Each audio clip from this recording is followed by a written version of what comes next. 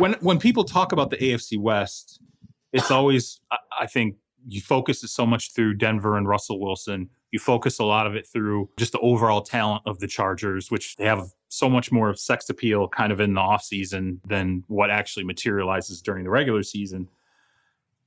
And it feels like the Raiders have kind of been left back a little bit. But the thing about the Raiders that's really interesting is something McDaniels did that I think might actually be really underrated heading into this Raiders experience. Everybody looks at, well, here's what he did in New England, da-da-da-da. When McDaniels went in Indianapolis, he hired a couple of really good coaches there and showed like he knew what the hell he was doing. Matt Eberflus, hey, wow, look at Matt Eberflus, now a head coach.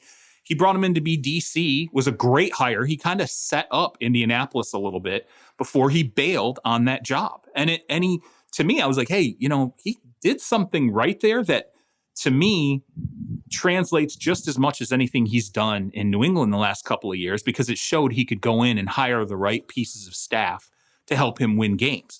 Now he goes in with the Raiders. He brings all that experience now to the table, but they add Davante Adams, which kind of gives them their quote unquote big three. Some people are going to say Hunter Renfrow shouldn't be part of this.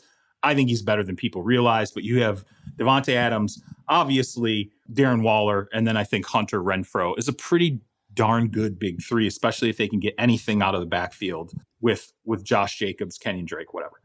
But, I think then when you flip it and you look at defensively, adding Chandler Jones, okay, huge addition. I'm curious to see what Rock Ya-Sin does with the additional kind of second chance. Max Crosby's obviously become one of the best ends in football. I think defensively, they've gotten a little bit better. I think offensively, they've gotten better. And coaching staff, they've gotten a little bit better. And they played teams tough last year. The whole Gruden stuff went down. I was like, oh, this is over. They're just going to tank the rest of the season. And then they didn't at all.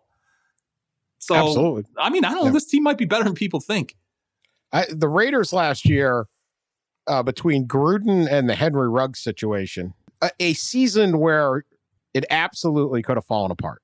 And they held it together, got to the wild card game, and made the playoffs, right? And this was one score game against the Bengals. Derek Carr did a great job, and they're better offensively. The whole thing, I agree. This is going to be a fascinating team. The entire conference is so interesting, and this division's the best one. But where do they fit into this mix, and where can they win games in that division where you're going to have to play, 6 times?